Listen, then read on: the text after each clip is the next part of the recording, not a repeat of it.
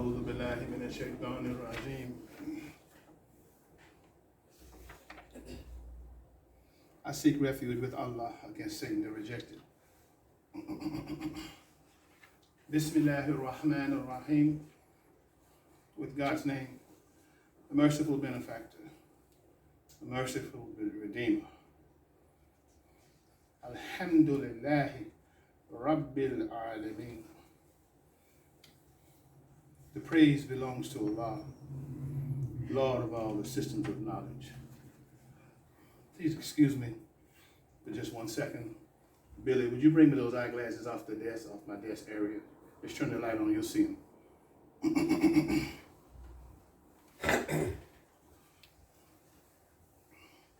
We praise Allah. We thank Him continuously.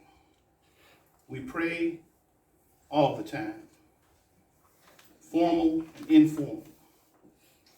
We're grateful to Him for choosing us to be Muslims. Many of us didn't have a clue. We were on another track. But it worked out. And you're here. And there's not a whole lot of people here. You see? So inshallah, we thank Him for giving us Prophet Muhammad sallallahu alaihi wasallam. We thank Him and we are pleased with Him as our Creator. As our Creator. So we are pleased and privileged that Allah has showered the blessings upon the Prophet Muhammad. We ask to continue. One of the greatest blessings that we can receive is Darul. Asking for the blessings for Prophet Muhammad. Asking for the blessings for his family, the companions, especially in the present day. I greet you in peace. Assalamu alaikum. Our discussion for this afternoon, the topic for this khutbah is thinking. Thinking on Bilal. Thinking on Bilal. You know,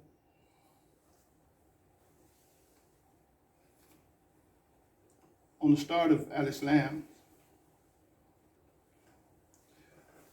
there were a few people who supported Prophet Muhammad. Not many. Abu Bakr, I think they were friends from way back, and so forth. Abu Bakr. And although the community chooses the leader of the community, whenever the Prophet was sick, Abu Bakr stepped in to lead the prayers. The Prophet couldn't be there for some reason, Abu Bakr. So when the Prophet left us, Abu Bakr was the one to become the leader. You know, the Prophet says that when Allah loves you, He gives you trials. When Allah loves you, He gives you trials. And a trial can be almost anything. It can be almost anything. It could be money. It could be no money. You see? It could be money, it could be no money. There are those who become good Muslims as long as things are going well. And then when the trials come, when the hard times come, you have to be willing to hold to what you believe. You have to be willing to hold on no matter what.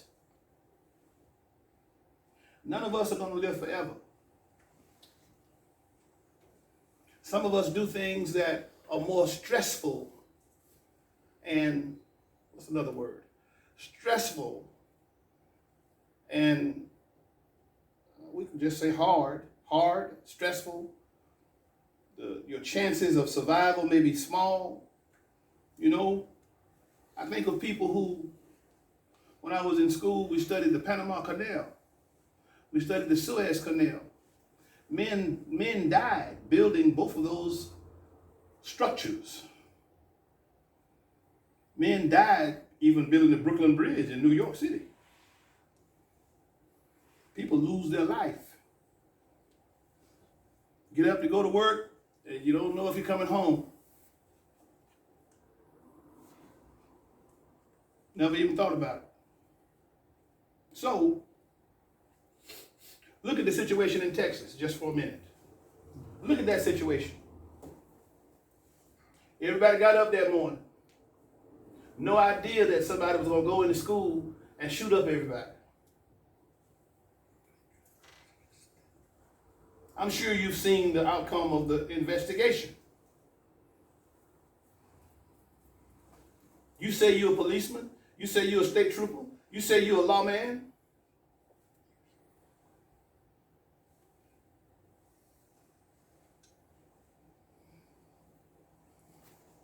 Do you think they were tried? They were tried.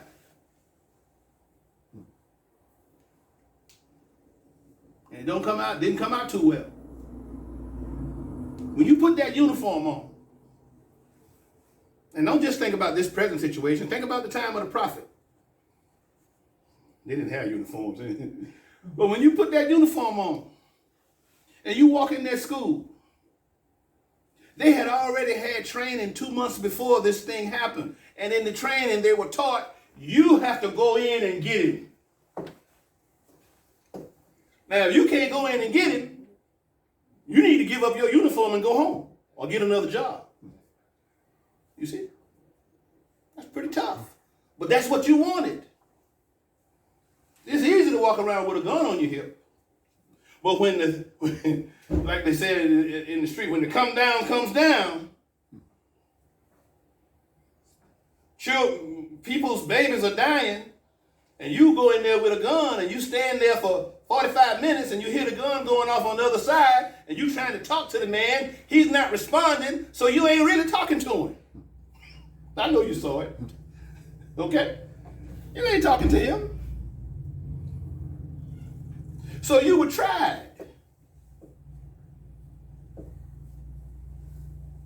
And the worst thing that can happen is when people get to judge you. They get to judge you because you didn't do what your manual said you were supposed to do. That's ugly. That is ugly. That means you're a phony. You just want to walk around with a uniform with your gun and look pretty. That's what it means. Because you're supposed to go in there and get him. Now, if you go get him, all is well. But if you don't go get him and you let him keep shooting, it don't come out too well. Now, you know they had a shooting in Indianapolis. Or, I'll just say Indiana because I'm not sure if it was Indianapolis or not. But they had a shooting in Indiana. Thank you. A bystander who wasn't even a police officer happened to have his gun with him. He took his gun and shot the shooter and killed him. Okay?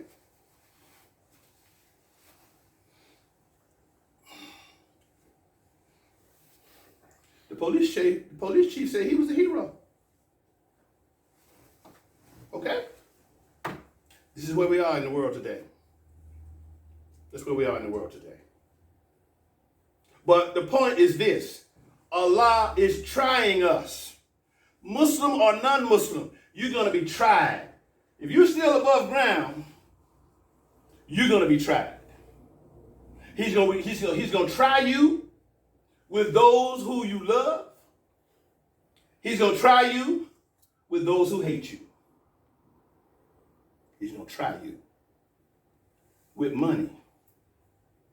With the times we're living in, you're going to be tried. And you ought to be glad that Allah is giving some attention to you. Why do you say that, Brother Imam? I say that because the Prophet said, when Allah loves you, he tries you. I didn't finish that statement. He said, when Allah loves you, he tries you. And the greater the trial, the greater the reward. Okay?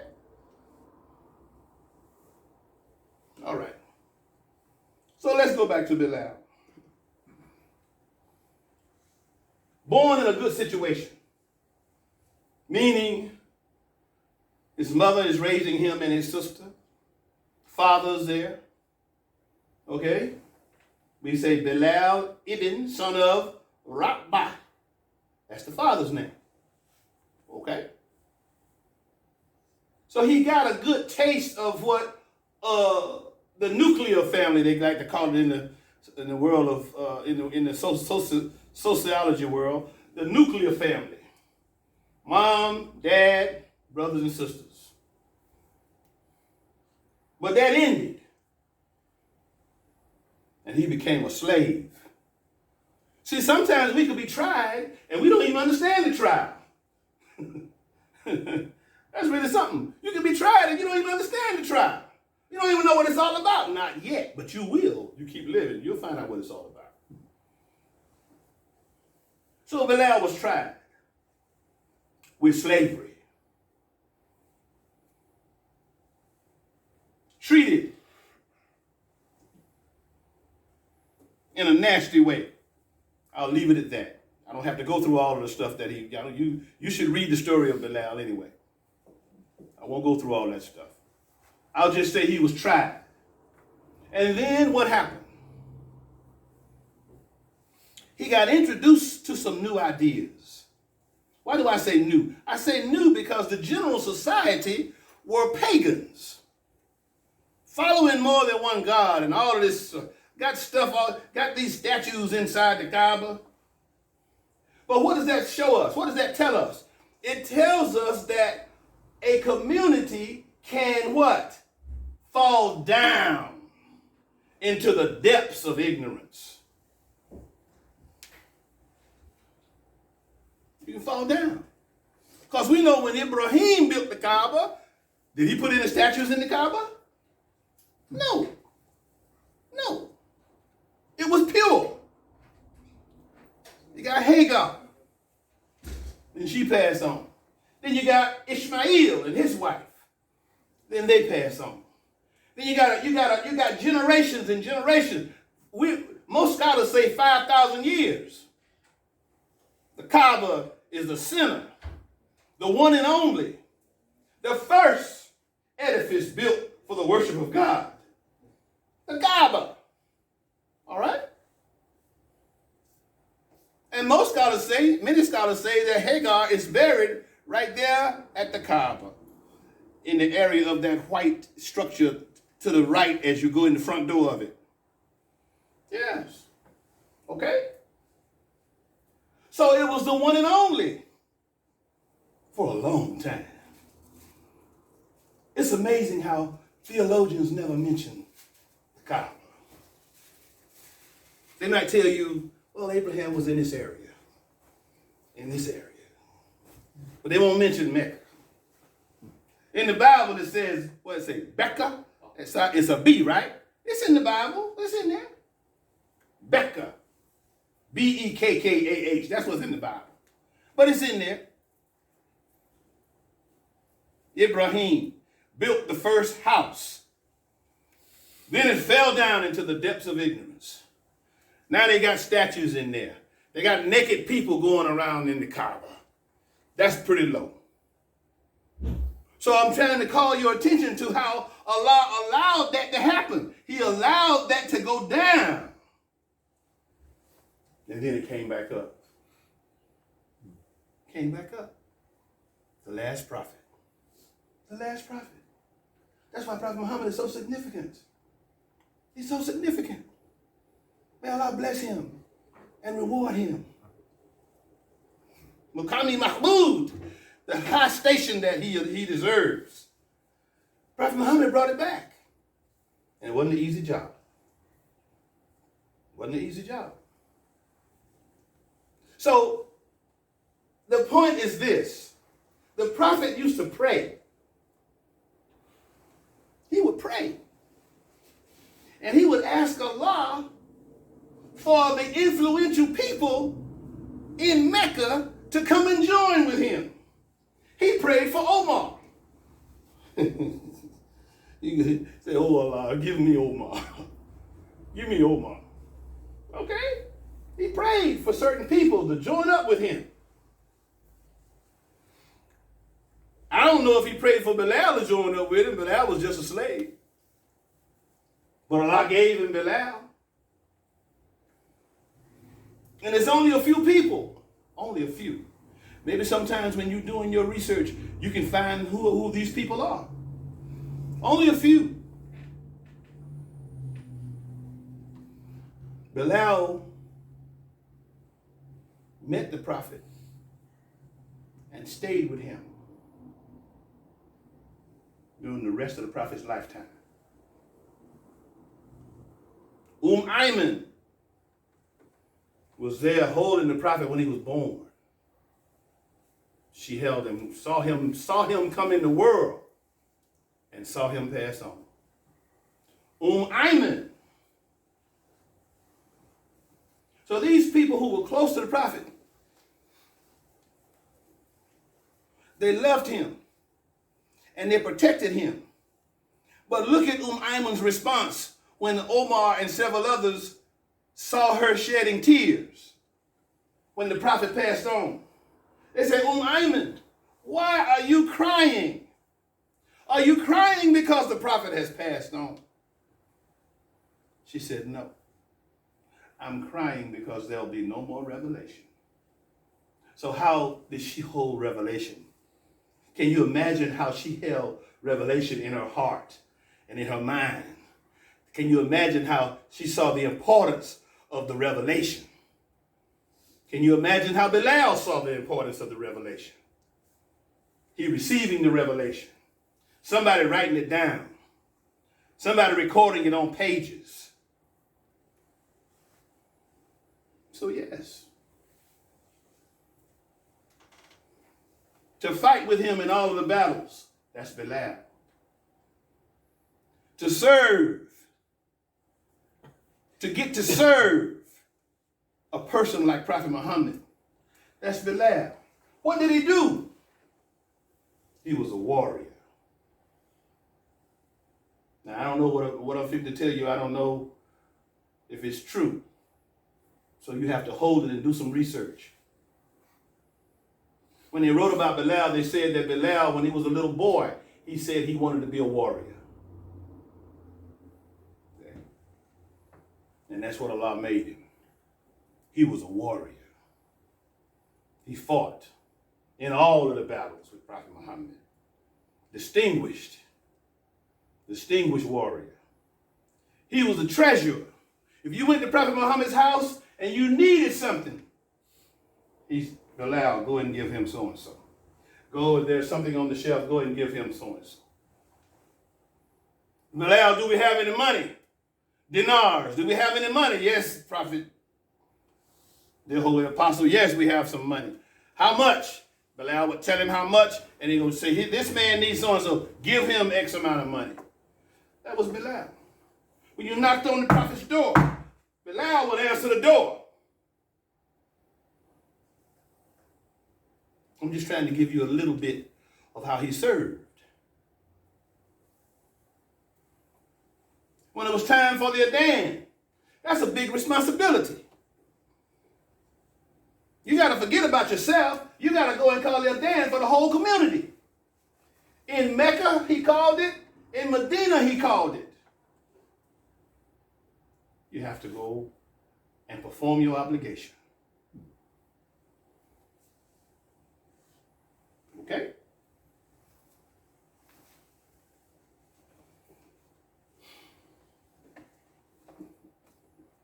When Bilal performed his obligation, he said his heart was at ease.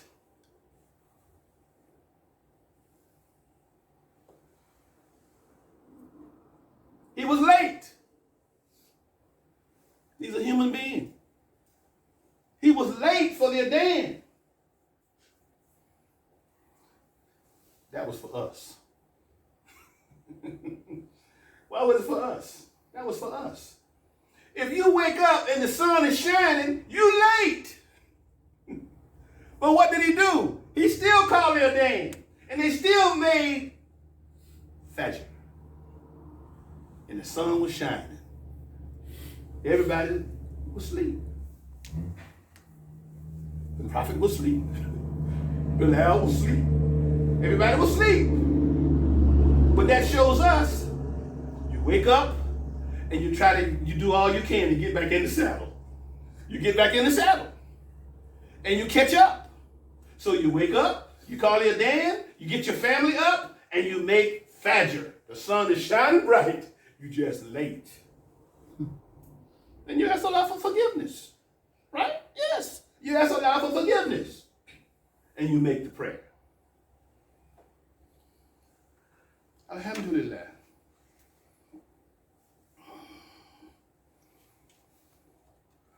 Just a little bit. I'm going to read to you. I'm going to relate to you. This is the last chapter on Bilal. This is from Craig. This is from H.A.L. Craig. Some of you might have this book. All right? It says, life and the memory of it, that is an old man's triumph. If any will remember me, this is Bilal talking now. If any will remember me, let him remember me by my friends. Say to any who inquires about me, Bilal was his companion, for I was one of that company who lived in the perfect time, the time the messenger of God was alive. He calls that the perfect time. No one will ever know our shining days again, yet all may share their evidence. I hope you got the weight of that last sentence. Do not judge me because I was the first. My call might vary day to day, and sometimes, perhaps by the will of God, the wind was a critic and threw the words back at me, or the morning damp rose to my throat and the pigeons bothered me. Let it be remembered, even in the sky, the prophet called Bilal a man of paradise. But few of us are left, and those still with me will soon be going. It is not right to run forward to death, but it is right to look forward. The living have the habit of thinking themselves better off than the dead, but they never ask themselves the question, do the dead agree with them? What did Muhammad mean that night in the graveyard when he called the dead fortunate? Okay. The night was cold. I remember the ground was hard, and the people of the grave neither stirred nor spoke.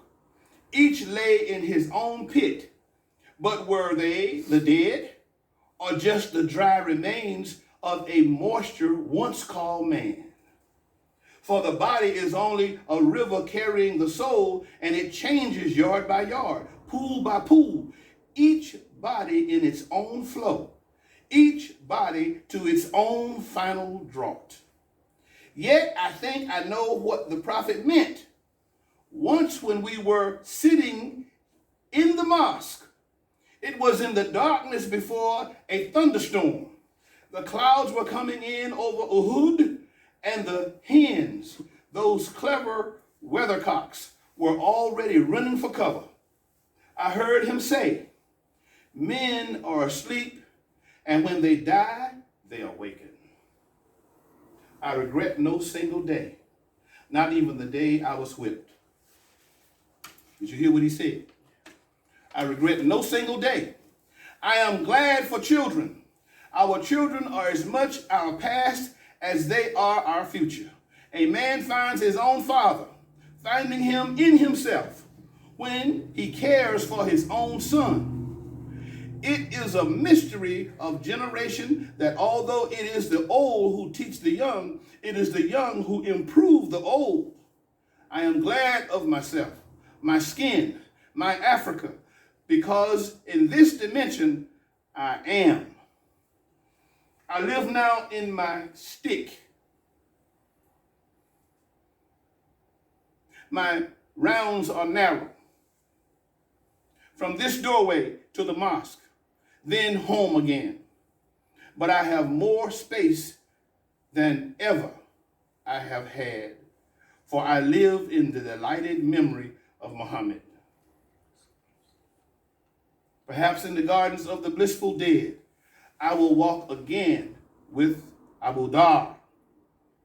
This is one of the companions, and hear him tell again that the evil of the world is property, that no one should possess more than he needs, that Muhammad had only 2 shirts. I'm going to say that again. Abu Dhar said that Muhammad had only 2 shirts, one for washing and one for wearing.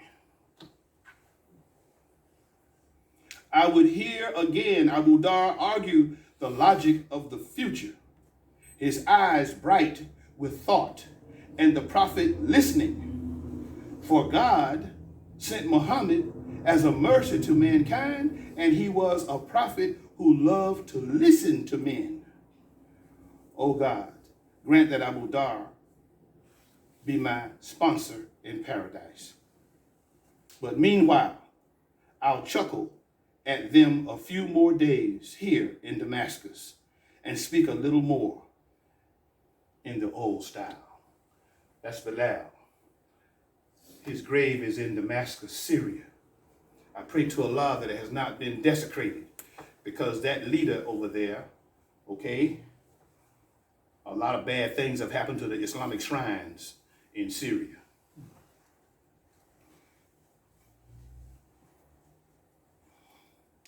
My time is up. I just want to say that I hope that you do some research. I hope that you read a little on some of the topics that we stimulate your mind to think about. Because we should, I hope you take well what I'm about to say. Once or twice a year,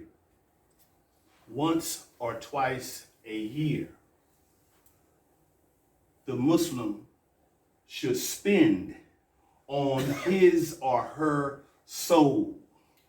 And how do you spend on your soul? You go among someone who will take you higher than the station that you are presently at. I'm going to say that one more time. You spend on your soul by putting yourself among those who can take you higher than the station that you already reside at. You don't have to spend a whole lot of money to go to California or London or wherever. Those people are right here in our circle. Right here in our circle. Some call them Sheikh, some call them Imam, some call them Mufti, or whatever you want to call it. There's always going to be someone who knows more than you and me. And you should get among that person, be around that person, try to go higher. And it doesn't always have to be a person. It does not always have to be a person. Because the Quran is an imam. Okay? The Quran is an imam. And if you use it right, it'll take you anywhere you want to go. If you use it right. Okay?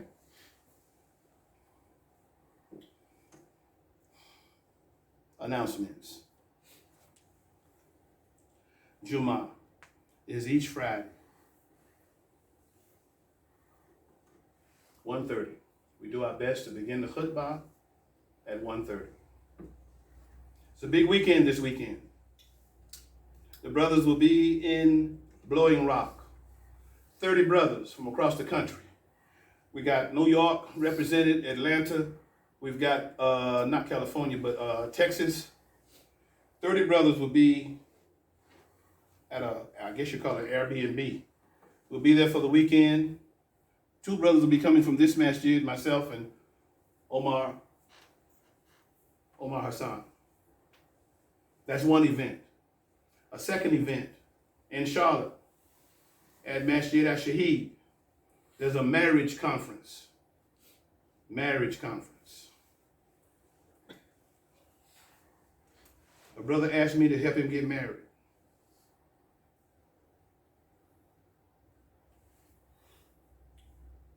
He already had 4 wives. I asked him what happened with the 4 wives. He said I don't want to talk about that. I said, well, I'm not going to help you get a wife. Because see, you would stab me in the back. I help you get a wife, and then you done had 4 wives, and you never told me how those 4 wives were disposed of, okay? But you want me to go find somebody to marry you. But you've been married 4 times already, and you don't want to tell me, you don't want to discuss what happened with those 4 wives. So I'd be afraid. Wouldn't you be afraid to introduce him to somebody? He being secretive?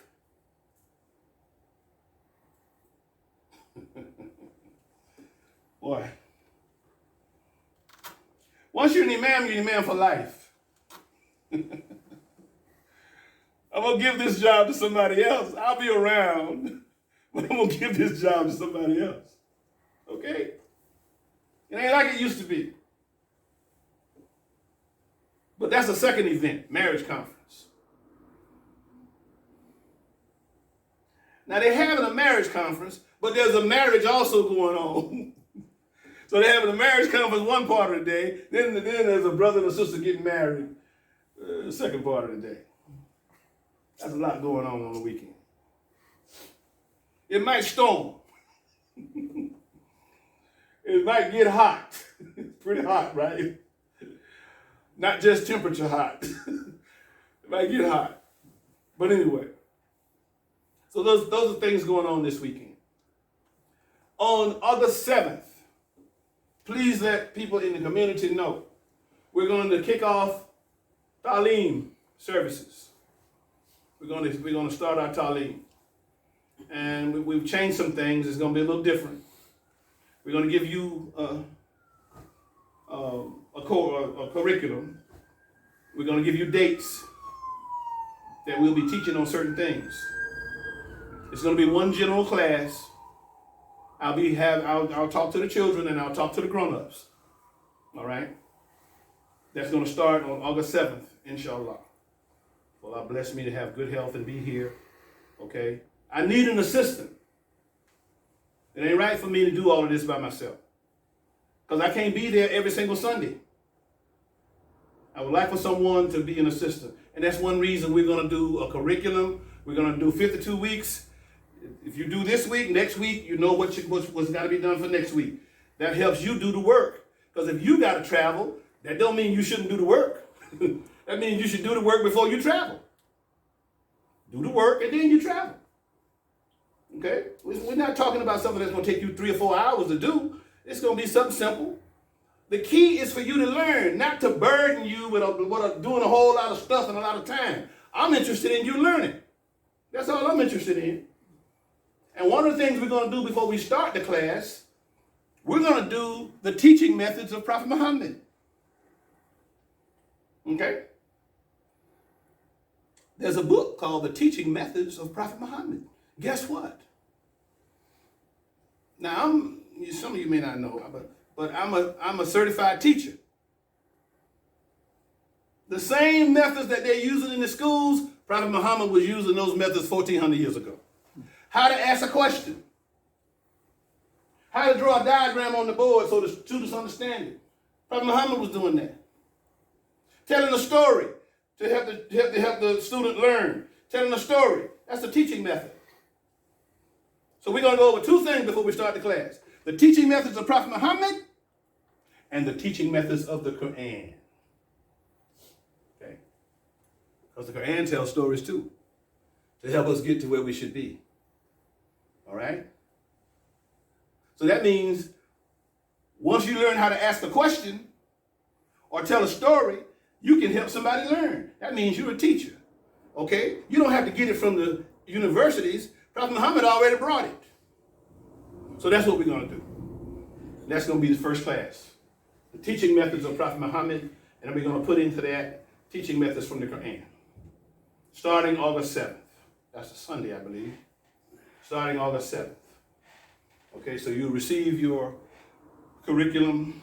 That's a big word. I'm looking, it's a smaller word. But you're going to receive a report that tells what we're going to be teaching from week to week. Inshallah. ربنا آتنا في الدنيا حسنة وفي الآخرة حسنة وقنا عذاب النار. ربنا لا تزغ قلوبنا بعد إذ هديتنا وهب لنا من لدنك رحمة إنك أنت الوهاب. Rabbi zidni ilma. My Lord, increase us in knowledge. Ameen. Iqamati salat.